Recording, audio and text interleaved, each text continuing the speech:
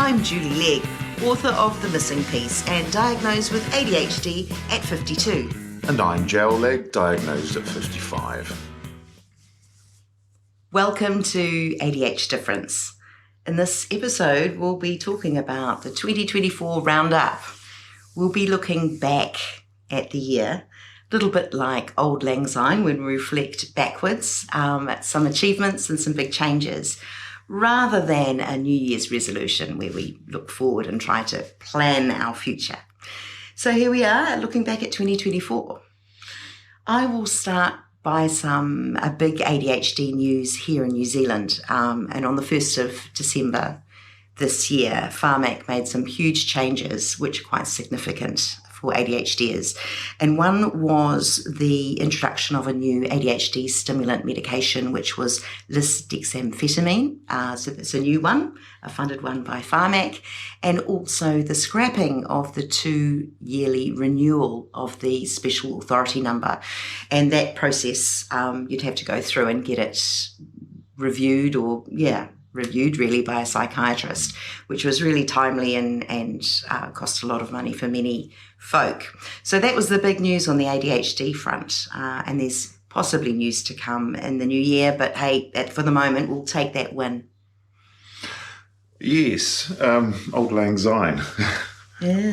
And perhaps one of the most well-known New Year's songs sung all over the Western world. And it does look back rather than forward, which is very interesting because from an ADHD perspective, I think it's really, really important to look back on the year. And I've always done this rather than look forward because I don't know what the future's bringing.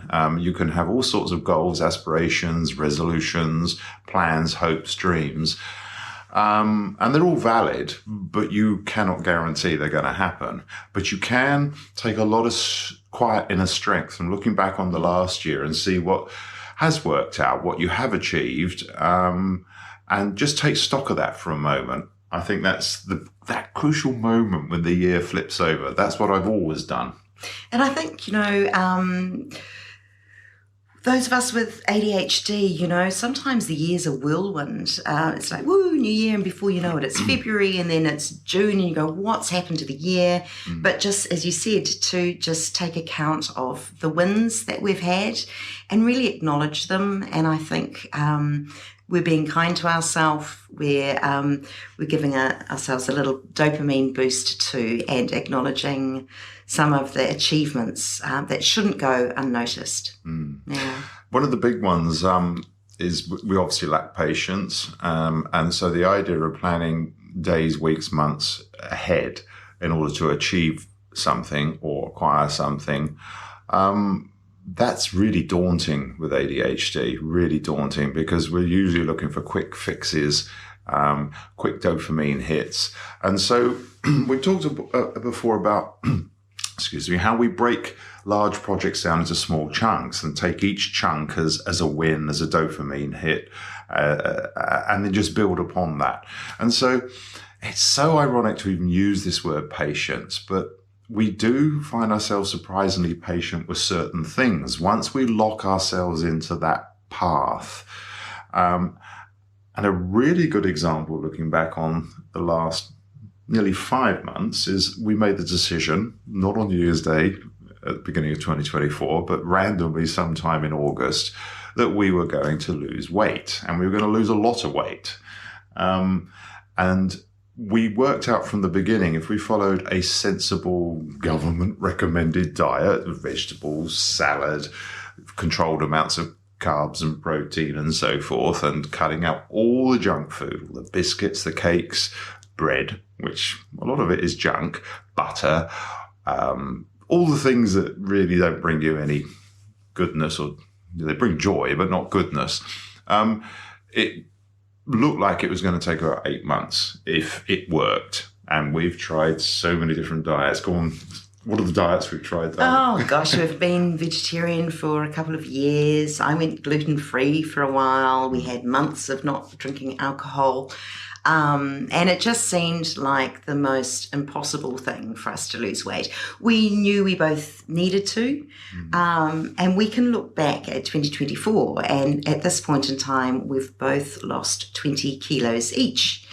And at the beginning of the process, which was about 5 months ago, I wouldn't have imagined that was possible. I thought it was a pipe dream, as they say, but yeah, sure and steady. Yeah. It's happened, which is remarkable, and we'll continue a little bit longer too until we reach our goal weight. But we do acknowledge that in our 2024 calendar year, that we'll take that win. That was a good one. It kind of crept up on us. We hadn't planned it years in advance or on a certain date. It just we just started, and with our sheer tenacity of going, no, we can do this. It's happened. It is interesting with ADHD. We are prone, we being very generalised, are prone due to addiction and impulsivity. We are prone to eating disorders, and so the fact that we had put on weight over a period of time is not a surprise. Now we're diagnosed and we can look back at that, whether you're eating out of boredom or impulsivity or emotional eating. There's that side, but also there's the other side too with bulimia and anorexia. But actually getting just that really healthy balance is so important. And you talk to any nutritionist in the ADHD arena, they'll talk about an ADHD diet. And funnily enough, it's just the sensible eating. It's cutting out the crap. It is eating healthily, whole foods. It's all there, whether we listen to it or not. But we did this time. It sounds like we're here to sell a diet. We're not here to sell a diet. It's what all the government health departments recommend. It's always been in front of you. It's always there. It's the standard healthy approach. For me, it wasn't just about losing weight. I just wanted to stop taking on board all the E's and the preservatives and the chemicals, some of which are fine. Some of the preservatives are okay. But I wanted to get rid of all that junk and all that stuff that wasn't doing any good. So it wasn't just about losing weight. It was just about having a healthier diet. And I'm not the world's healthiest person. And we didn't give up drinking either, in case you're wondering. Drink a lot less, but certainly didn't give up drinking. So we didn't make it an impossible task. But in relationship also to ADHD, I think the lesson that got us through it was that previously, we've spent about 4 years renovating this house we live in, and I knew we had to paint inside and out. It all needed doing. There was a lot to do. And I worked out early on I couldn't do it in one summer. And, the painting seasons in New Zealand are relatively short because it's either too hot, too much UV, too wet, too cold. And so I knew it was going to take 2 or 3 summers. And so you pick the paintbrush up and you start and you just keep going until it's done. So I don't know how actually with ADHD, I don't know what mechanism it is. I think you've mentioned the word tenacity, but perhaps that's the secret. But it's forming a new habit and getting into a routine. I like to think the reason we haven't broken the diet not once with a meal we shouldn't have eaten, which wouldn't have ruined the diet at all actually, is stubbornness. Yeah. Just stubbornness. Once I start something, I'm jolly well going to finish it. Yeah. I don't like failing to finish something. And so that's where we're at. But breaking it from always coming back to ADHD, our relationship to the diet is slightly different. In that I will only weigh myself once a week. I don't want to know what the numbers are in between. And so every week I have a chance of failing and then having to turn the sort of ship around a bit late to find out in case I need to tweak it. Luckily, so far, it's carried on between 0.5 kilo and 1 kilo a week, which is the recommended amount. However, your approach is different. Yeah, well, I weigh myself at least once a day, which sounds ridiculous, but I like to know I need to go, woohoo, I've lost a minuscule amount overnight. But for me, that's my little dopamine booster to say, yep, carry on, this is working. And should for whatever reason there is no loss, then I have the opportunity there then on that day to reassess things and make sure I'm on the right track. But it works for both of us. Two different ways of looking at things. Yes, and I just want to say for those of you who might be in an ADHD relationship and both going to embark on this is where that understanding of each other, or if one of you doesn't have ADHD, this understanding of how the other one person's mind works and how they relate to it is so crucial, because I've had to go through so many weeks where Julie comes to me on a Wednesday and she's gained a few hundred grams on the last reading on a Sunday. And I have to go through this process of supporting you, don't I, darling? Yes, Knowing that the average adult human can fluctuate around 2 kilos a day, and you're trying to lose half a kilo a week. So, but there's just been this reinforcement of love and support for each other all the way through. Yes. You know what? Yeah. That's enough about dieting. Any which way. We're going and looking back at 2024 and saying, what have we personally achieved? So that was a very personal thing we're sharing with you, but we celebrate. Hard to hide, by the way. If you go back and watch one of our first videos, to be fair, we're gradually disappearing. By next August, we won't exist. So there's a limit to how long we'll be doing these podcasts. Other wins really this year for us. In February this year, HarperCollins released my debut book called The Missing Piece, A Woman's Guide to Understanding, Diagnosing and Living with ADHD. And for me, that was a huge thing. And the response I've had from it has just been incredible.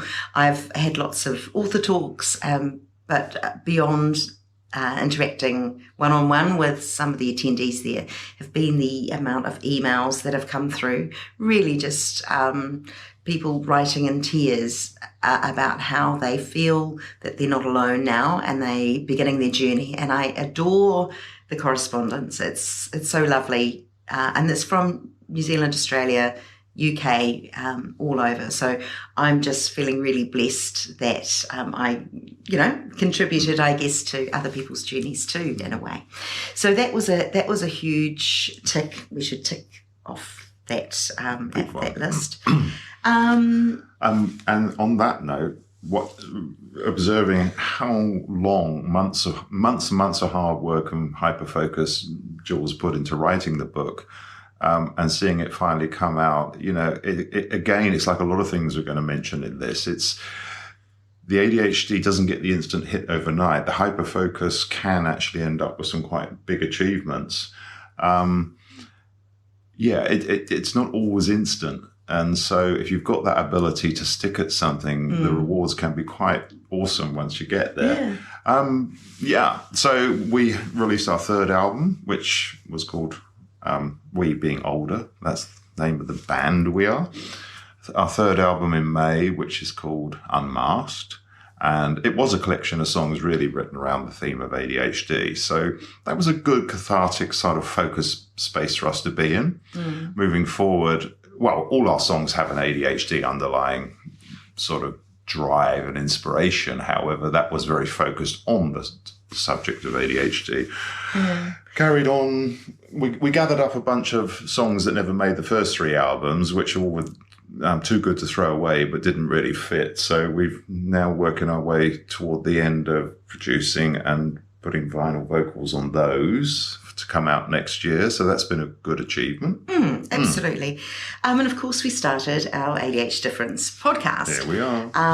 Which has been awesome. It is. We've covered such a range of topics, and it's in the situation with myself and Jel sitting on the couch. If you're watching on YouTube, or just imagining that if you're listening through other platforms, it's really we just wanted to be candid. We wanted to have a casual conversation about our perspective due to our lived experiences with undiagnosed ADHD, and then post-diagnosis, how we view our experiences and the world differently and can really understand why some of our past happened as it did, and really try and look forward to how we can cope better, for example, in future events. That's been just awesome to be able to share those thoughts, and hopefully, it's like with Julie's book, copies get sold. lots of copies get read in libraries in particular, you occasionally get a bit of feedback. And the same with this, as we can see how many downloads and how many listens and streams there's been, and hopefully some people somewhere have got something from it. And the same with the music. But what really drives us is just sharing those experiences and thoughts and ideas and tips, none of which we guarantee are the answer. It's just our lived experience. And again, for the listeners to know that they're not alone. Exactly. And I think the responses that we've had is like, Yep. I do that too, or I'm so glad you mentioned that.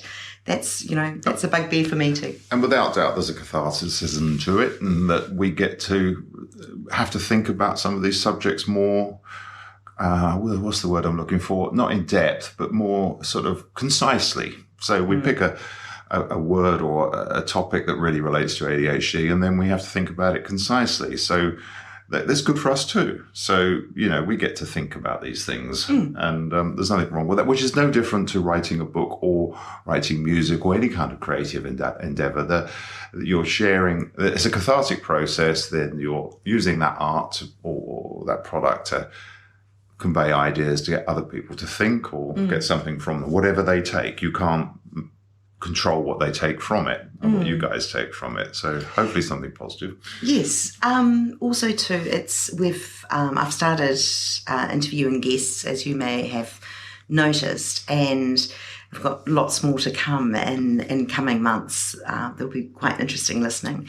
What I've really enjoyed about that process is talking to experts in the ADHD arena, and different vibes and stories, and all of them have ADHD themselves, which has been really nice, listening to people who have achieved and some of the challenges they've had to overcome to get where they are, and just the insights they're able to share has just been amazing. So I've really enjoyed the process, and there's still a lot more to come with that regard. This whole looking forward into next year and what you want to achieve, and being ADHD is we want to achieve everything as fast as we can. Looking back and seeing how it can take months, weeks, months, and sometimes cumulative years to get to a certain point of achieving something it's really good grounding and really good sort of frameworking for moving forward, to have realistic expectations from January the 1st. I know if someone was saying this to me, you need to be realistic and patient. As an ADHD, it's like, we want to sell the house. We really want to sell the house and move on. We've got great plans and dreams and things that it will unlock and enable us to move on into that space. But it might sell next week, or it could take 6 months or 12 months. We've got no control over that whatsoever. And it is incredibly frustrating. Sat here, and other times it would sell within 4 or 5 weeks. It'd be quite typical, maybe 6, and now it could be months. It is beyond frustrating. So while we sound a bit zen at times, don't think that it's all perfect in our lives. I am so frustrated you would not believe it. It is vital that we sell and move on. But the past and what you achieve and when you look back and see what amazing things happen, if you just let it happen over a period of time. What's that phrase? This week's phrase, all good things come to those who wait. Apparently. Wait? Oh, there's a trigger back, isn't it? It goes around and see where we're going. That circles. All good weight disappears for those who wait. So, so back to how we started. Hogmanay is interesting. Go read up on it. We won't try and explain it here and can't pretend to fully know it inside out as someone who's grown up in Scotland with the heart of what it means. But Hogmanay is a lot about looking back. It's not all about looking forward. And there's a lot of strength you can get with ADHD to see. For instance, in this last year, you may have been diagnosed, and that can be quite life-changing. And in that moment, everything that came before that diagnosis now you have a lot to unpack. There's a different perspective. And so it is essential that, you have that looking back period. You may be on the cusp of a diagnosis. You may have been diagnosed a while ago, and this last year is the year you've said, right, I'm going to try medication, and your life completely changed. It became much more manageable and focused, and you may be achieving more. There's lots, lots potentially to celebrate there. And if it's not even celebrate, to acknowledge and use as a platform for, if necessary, a better year. So I guess we're talking about, with the 2024 Roundup and Hogmanay and Auld Lang Syne, our emphasis is just to round this up, is just to look back with kindness and pick out those achievements that, or part achievements if you're part way through an extended project, and just give yourself a bit of a pat on the back and you went, yes, tick, that happened, that's brilliant. And for us, not to put too much pressure on the year ahead. It's New Year's Eve and there'll be lots of people with lots of resolutions flying about their heads as to what they should or shouldn't do. But just to be kind to yourself, and if you do have a few goals, just be realistic. And it's a goal, if you don't quite get there in a timely manner, don't stress about it. It's good to think ahead and it's great to have ideas, but don't put too much pressure on yourself. Yeah, I totally concur with that. The media will be full of resolutions and all sorts of things for healthier eating, for giving up drinking, for doing more exercise, for moving on in your career. Nothing wrong with any of those things, but don't feel any pressure that is at all relevant to January the 1st or the first week of January. March 14th, there you go, random date. That might be the day you want to do it, or August the 1st, doesn't matter. It's when you're ready. And I don't know if it's typical of ADHD, but we're quite sort of, what's the word, stubborn on things, alternative, different. We do things at our own pace, in our own way. I've always said if I'm walking down the street and suddenly there's a big crowd walking towards me, I don't turn around and walk with them. Quick, run this way. I said, where are you running from? Just run. Okay, so I'll barge through them and go, see, what are you running from? I'm not saying it would have necessarily always a good positive outcome, but I just want to walk the other way. It's and so going forward with next year, just pick your time when you're going to make that change. And take strength from the last year, but it's nothing to do with New Year's Eve or resolutions. Nothing to do with that. No. You can make a resolution and start it tomorrow. Best of luck. We might. I don't know. I think every day we make resolutions. Yeah. Every day we're changing the course of this ship called life, tweaking the navigation. Are they resolutions? Maybe they are. Sometimes they only last a couple of hours. And that's ADHD. We're all right. We won't sell the house now. Oh, right. And 2 hours later, okay, we will sell the house. And other big questions. But absolutely. So for those of you who have been following our podcast, we really appreciate your listening ear. And if there is a subject that you would like us to cover in future, or some lived experiences that you'd like us to share with you, just drop us a line. All the details are in the show notes of the podcast. So stop by, say hello, and we would love to hear from you. So from Jill and myself, from Imanur, have a great 2025, and we will hopefully connect with you then.